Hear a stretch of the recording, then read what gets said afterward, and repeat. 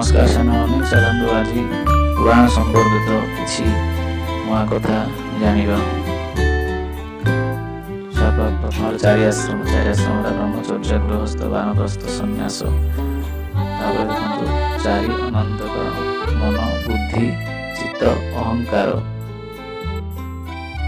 ତାପରେ ଦେଖନ୍ତୁ ପଞ୍ଚଦେବ ଗଣେଶ ବିଷ୍ଣୁ ଶିବ ଶକ୍ତି ସୂର୍ଯ୍ୟ। ତାପରେ ଦେଖନ୍ତୁ ପଞ୍ଚଗବ୍ୟ ହେଉଛି ଗୁଆ ଘିଅ କ୍ଷୀର ଦହି ଗୋମୂତ୍ର ଗୋବର। ତାପରେ ପଞ୍ଚତତ୍ତ୍ୱ କ'ଣ ଜଳ ବାୟୁ ଅଗ୍ନି ଆକାଶ ପୃଥିବୀ, ଇଏ ଆମର ପଞ୍ଚତତ୍ତ୍ୱ। ତାପରେ ଦେଖିବା ଛଅ ଦର୍ଶନ ବୈଷୟିକ ନ୍ୟାୟ ସାଂଖ୍ୟ ଯୋଗ କର୍ମ ମୀମାଂସ ବେଦାନ୍ତ, ଇଏ ହେଉଛି ଆମର ଛଅ ଦର୍ଶନ। ତାପରେ ଦେଖନ୍ତୁ ସପ୍ତର୍ଷି କିଏ ବିଶ୍ୱାମିତ୍ର ଯମଦଗ୍ନି ଭରଦ୍ୱାଜ ଗୌତମ ଅତ୍ରି ବଶିଷ୍ଠ କାଶ୍ୟପ, ଏମାନେ ହେଉଛନ୍ତି ଆମର ସପ୍ତର୍ଷି ନାମରେ ପରିଚିତ।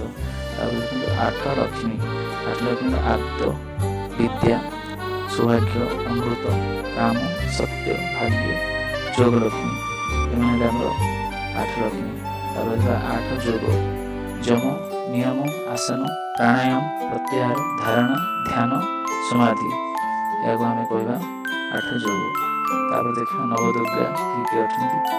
ନବଦୁର୍ଗା ନାମ ଶୈଳପୁତ୍ରୀ ବ୍ରହ୍ମଚାରିଣୀ ଚନ୍ଦ୍ରଘଣ୍ଟା କୁଷ୍ମାଣ୍ଡା ସ୍କନ୍ଧମାତା କାତ୍ୟାୟନୀ କାଳରାତ୍ରୀ ମହାଗୌରୀ ସିଦ୍ଧଦାତ୍ରୀ।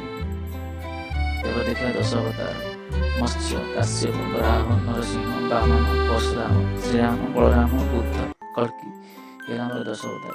ତାପରେ ଦେଖିବା 12 ରାଶି ମେଷ ବୃଷ ମିଥୁନ କର୍କଟ ସିଂହ କନ୍ୟା ତୁଳା ବିଛା ଧନୁ ମକର କୁମ୍ଭ ମୀନ। ଏଇ ଆପଣମାନେ ତ ଜାଣିଛନ୍ତି 12 ରାଶି। ତ ବର୍ତ୍ତମାନ ଦେଖିବା 12 ଜ୍ୟୋତିର୍ଲିଙ୍ଗ। 12 ଜ୍ୟୋତିର୍ଲିଙ୍ଗ ମଧ୍ୟରେ ସୋମନାଥ ମଲ୍ଲିକାର୍ଜୁନ ମହାକାଳ ଓଁକାରେଶ୍ୱର ବୈଦ୍ୟନାଥ ରାମେଶ୍ୱର ବିଶ୍ୱନାଥ ତ୍ରୟମ୍ବକେଶ୍ୱର କେଦାରନାଥ ଘୋଷଣେଶ୍ୱର ଭୀମଶଙ୍କର ନାଗେଶ୍ୱର, ଏ ହେଉଛନ୍ତି 12 ଜ୍ୟୋତିର୍ଲିଙ୍ଗ। ଧନ୍ୟବାଦ। ଆଶା କରୁଛି ଭିଡ଼ିଓଟି ନିଶ୍ଚିତ ଭଲ ଲାଗିଥିବ।